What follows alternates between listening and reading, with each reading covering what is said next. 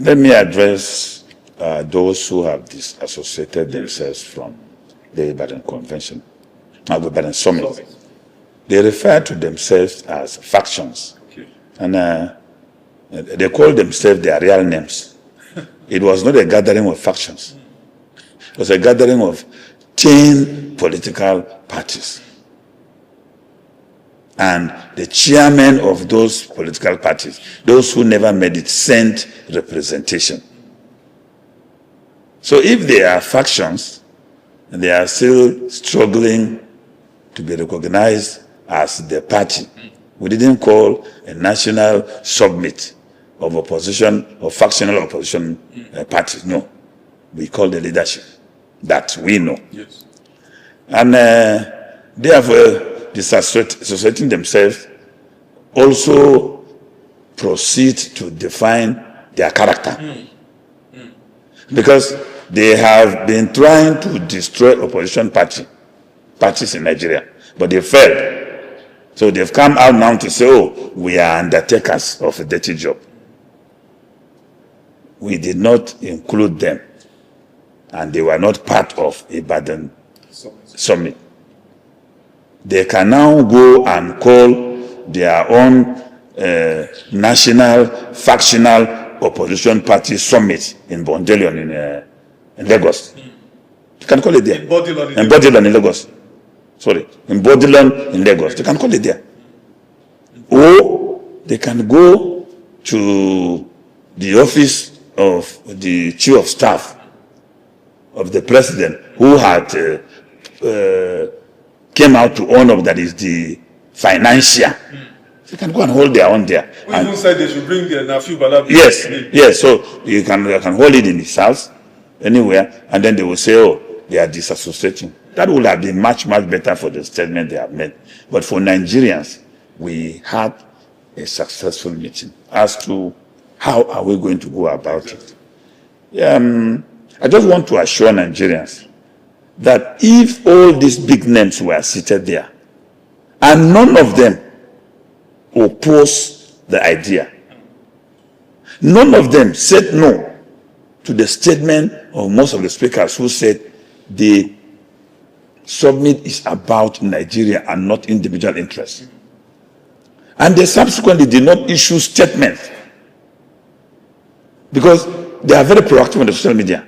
Those very big names with a presidential interest, that they did not disown the resolution of the Ibadan Summit, speaks volumes for what the opposition parties are up to. So I want to assure Nigerians that as we are talking now, a lot of work is going on to try to address these issues and see how we will come up with a common interest. What is important to the opposition movement now is something which Tarok people again said: drive the hyena into the bush before you will come back and blame the God. Mr. God, Mrs. God, or Mr. God, why are you walking in the night when the hyena is also outside? These heavyweight opposition politicians that I mentioned that want to vie for the single ticket of the ADC, you know, how are you able to, how is the leadership of ADC able to manage these, you know, powerful politicians with very oversized egos, huge egos? Some of them, they are followers, like the Obedience, who are Peter Obi's die-hard, fanatical supporters. They have said it is Peter Obi or nothing. That is their way or the highway. They even launched they waxed a song. I saw them release a song telling Atiku Abubakar, former vice president, step down, it's not your time, you're too old. Before I could say Jack, articulators too released their own song, countering them. How do you manage the egos of these oversized that, okay, they can agree? You said, you alluded to it, maybe back channels, consensus, and all of them agree. How do you do this? Maybe 30 seconds, then we can take more questions. But you know, in the same Tarok land where I came from. Is there a book on Tarok language? Because I think I need to get these proverbs. Yeah, there is an adage that unless the owner of the dog is mad, the dog cannot be mad. So what you see happening in the political space can be controlled by those leaders of those various. Just tell them to shut down. What we are facing is to misbehave and allow Tinubu to return. And those who will be unable to escape into exile will go to Kuje.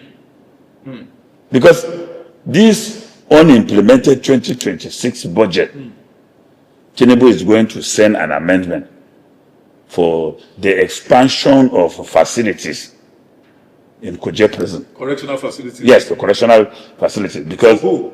Oh, terrorists and bandits? No. The terrorists and bandits are not his challenge now. Those he can call terrorists and bandits now that are the opposition element.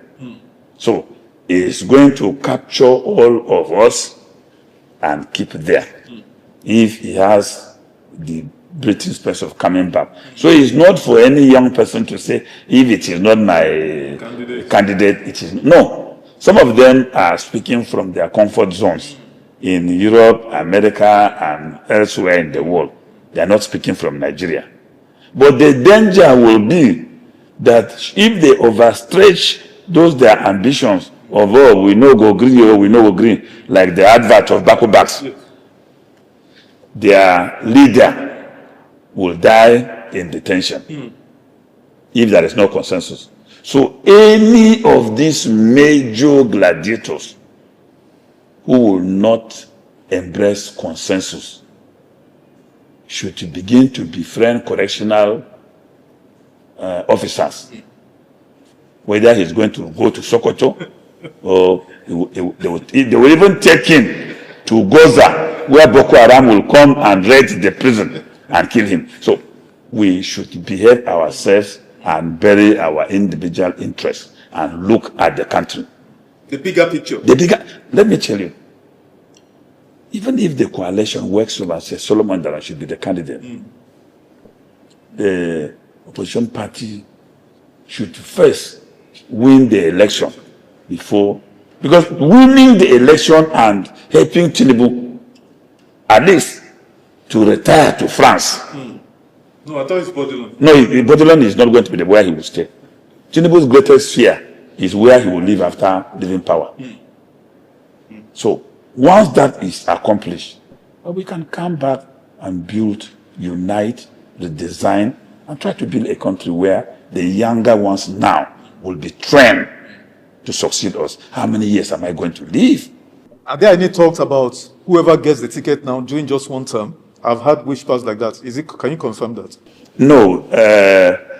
Those are just political permutation of politicians. Because that's part of how to manage this. Yeah, politicians they can put anything on the card that will help victory. In terms of negotiation. Yes, in terms of negotiation. But if we have a president, whether elected from Sambisa, and he spent 1 year and behave like Paul Kagame of Rwanda. If you talk about Chenua, Nigerians will burn your house. Go and read the history of Park Suk, who transformed South Korea into an industrialized nation. He spent 18 years. It was good leadership. As at the time he took over South Korea, when I went to South Korea, my friend showed me his picture when he was in the medical school. He's a medical doctor. He was wearing only boxers and going to school naked. And he said they were eating from the dustbin. So, when you have a good leader who is doing justice, which Nigerians are yearning for, nobody is going to talk of where you are coming from. Nobody is going to talk about your tribe. Nobody is going to talk about your religion, because justice has no religion, it has no tribe, it has no identity except justice. So, but this is being put on the table to try to assuage the feelings of marginalization, exclusion, that an injustice that we have been promoting in this country for too long.